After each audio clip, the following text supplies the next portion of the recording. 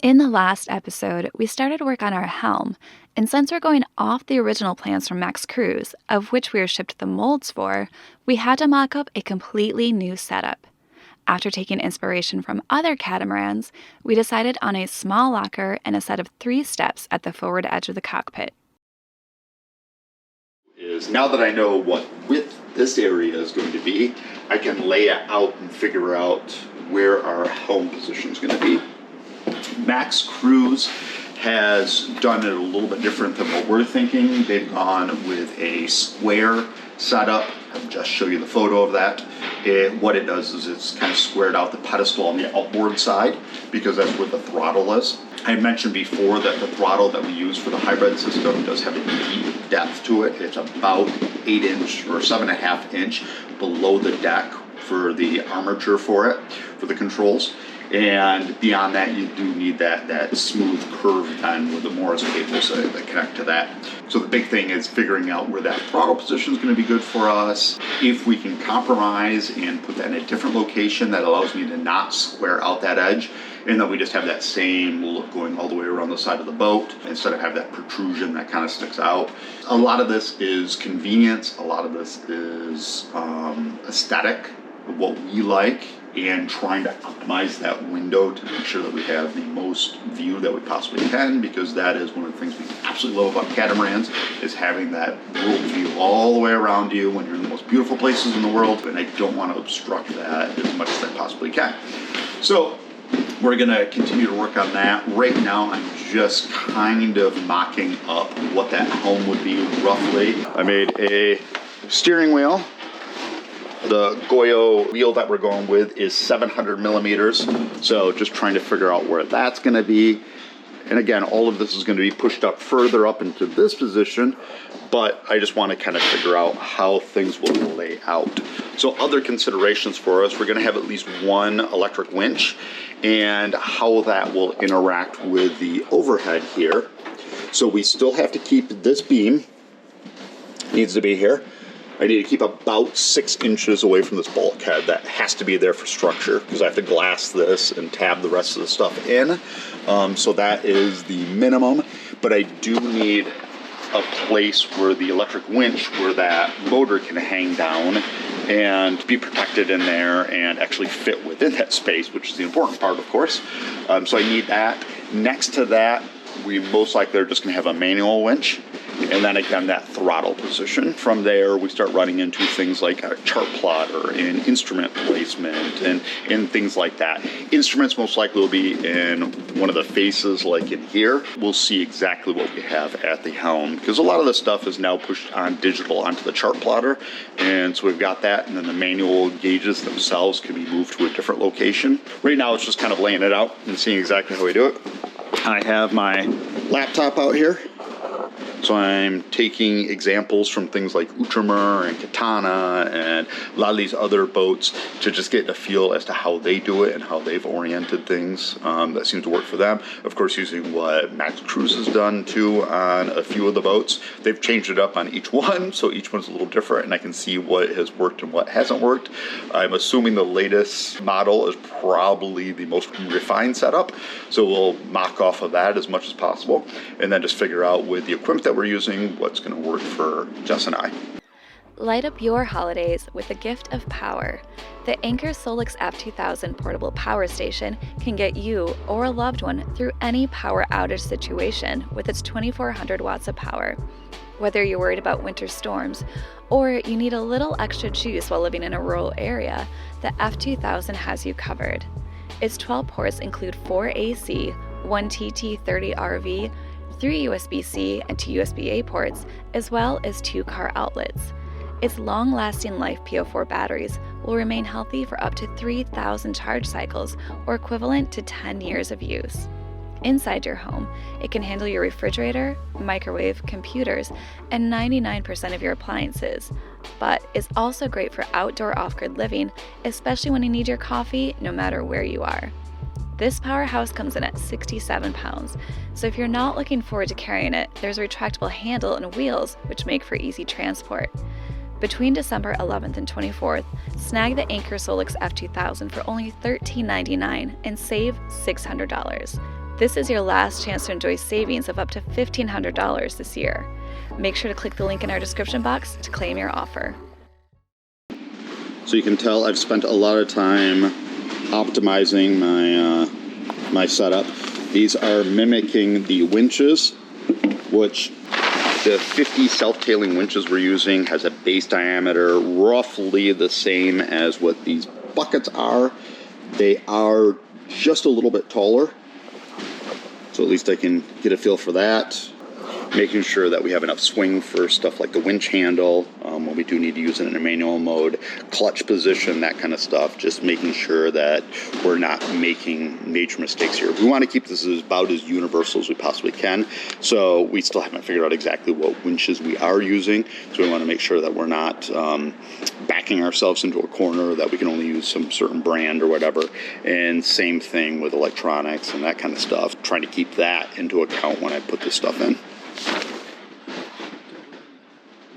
I've screwed around enough with the layout. It's time just to man up and cut this top, the cabin top area, open that up so I can get a real feel for this and figure out exactly how I'm going to lay out. I thought I was going to be able to do it back here, but really I need, for the winch placement, all that kind of stuff, I really need it to be as close to the actual area as possible. So that's my project now, is Tyvek's up and cut that top off.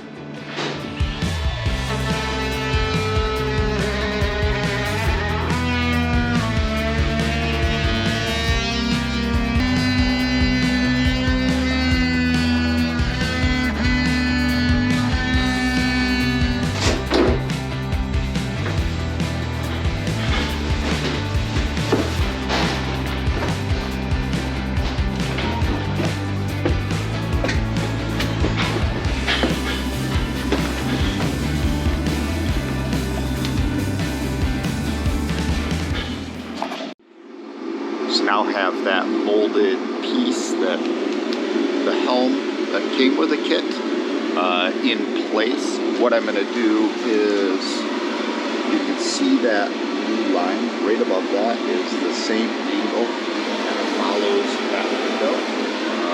We'll end up trimming this piece back so it has that.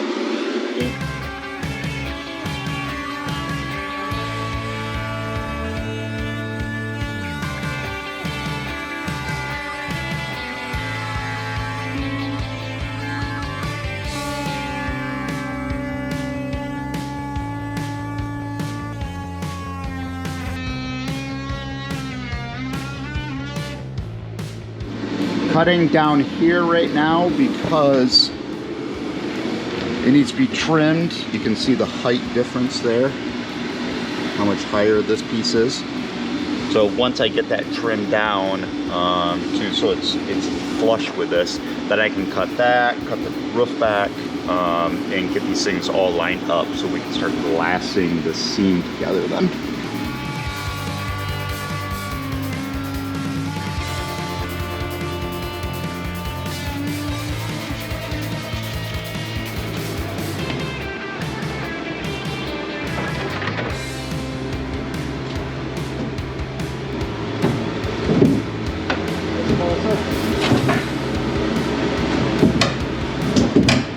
Good. I left it just a little bit to trim down. I have to chop this little eater off there. So you can see there's just a slight rise here. Didn't want to take a chance and cut too far, because of course that's much more difficult to fix later. But getting closer. To get this molded piece to sit right in here and line up with everything, I do need to get rid of this lip now, because we're going to be extending that lip to where the step is. So where the top of the step is, we'll end up having that there. The step will end up having to be flush with this, so kind of a slight angle for water runoff.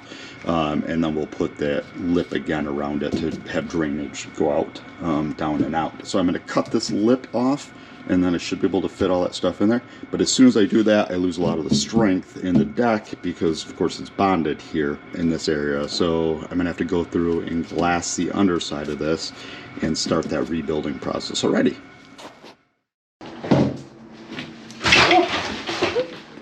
Getting there. It's getting there. It's been a jigsaw puzzle trying to make this work. The hard part has been the overlap of the cabin top. I need to keep basically 6 inches of that cabin top for strength for this bulkhead to be able to glass into. So I needed to cut that back, which you can see still there. Gives me something to glass to. And then split this down the middle so I can push this up against the bulkhead, because again, this was designed to be sitting back here, not necessarily forward there. So it had a whole back on it and all that kind of stuff. So now the idea is to get it as tight up here as possible. We still need to leave room for the track to be able to slide in. That's the door that will go in there. I'm gonna have to cut this to match that window shape right here. The outside needs some work as well, but the reason why we're using this instead of starting something new is because it does have this nice molded in profile here, area for the throttle, all that stuff. It's going to save us quite a bit of work. Even if I have to cut and piece pieces together, it's still going to be much quicker than it would be for me to actually glass it all myself. So taking full advantage of that piece that arrived and making it fit for what we're doing.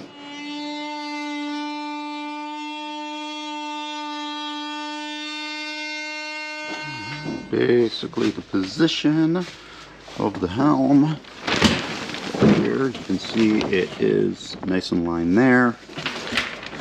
Because we moved it forward, the curvature is different. So I need to cut right about here, extend this out to this piece, glass those two together, and then fix that seam. So add a little bit there. Up here, we got this pretty nice and flush. Obviously, a little bit messed up there, but that's okay because that's all getting glassed. This, and now the issue is, if you see this line, obviously when we look at this line, it doesn't line up with the one next to it.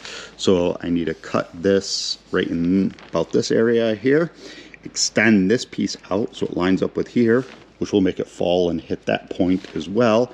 And then just put in a little, what is it, about 2-inch insert here, 50mm insert, and glass that whole section in.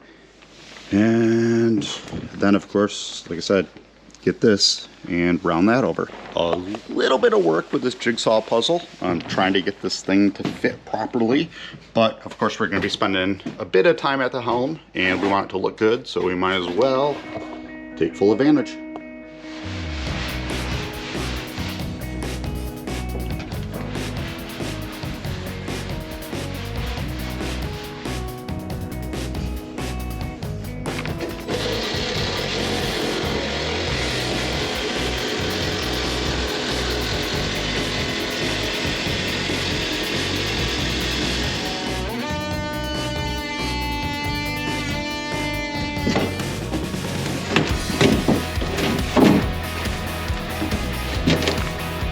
Put in that piece.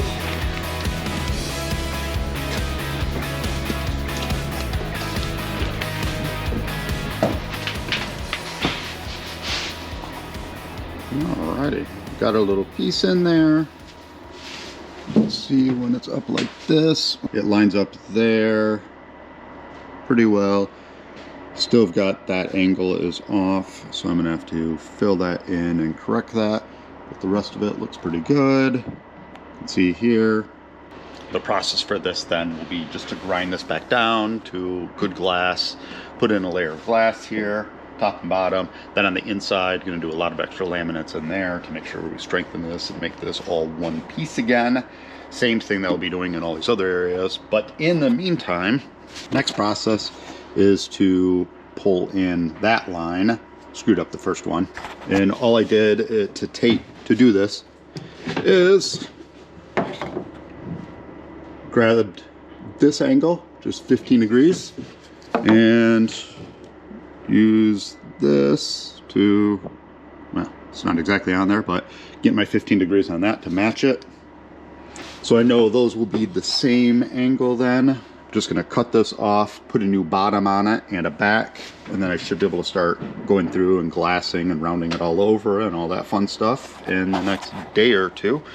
And well, once it's all one piece again, then I can actually glass this whole thing into place and get that process started of fairing it back out and getting it so it looks all pretty, and the helm will be ready.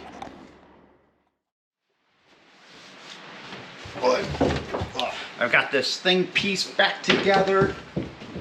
I did fiberglass it from the inside, and now ready to kind of bond her into place. What I'm mostly going to do is just get it in there.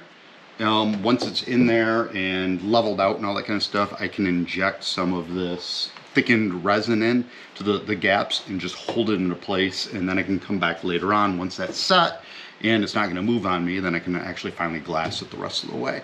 But the big part is going to be bonding that overlap there, getting that squished down so it's nice and level. That's about it. Should be a pretty quick job.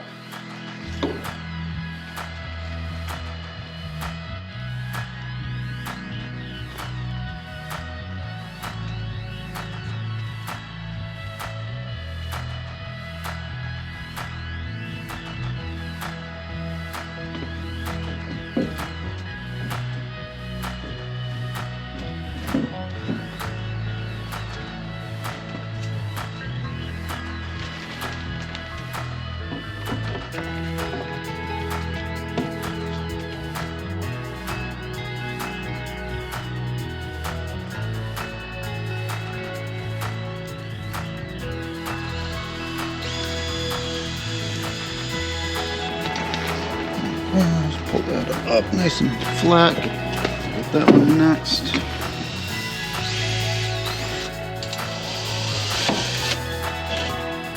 Okay, it's nice and even now with that. Gotta get that section, clean it up, get that so it's even. Pull this piece up, and then I'll put another one here as well. Okay.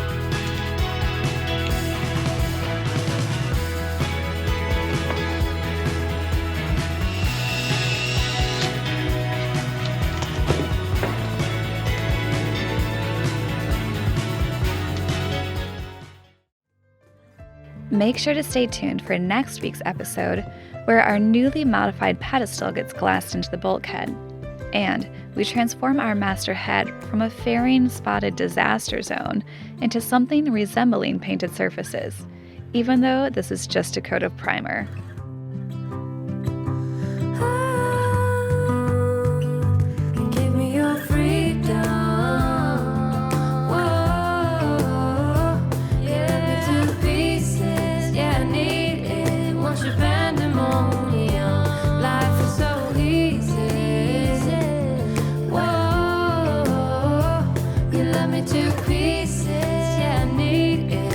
Japan.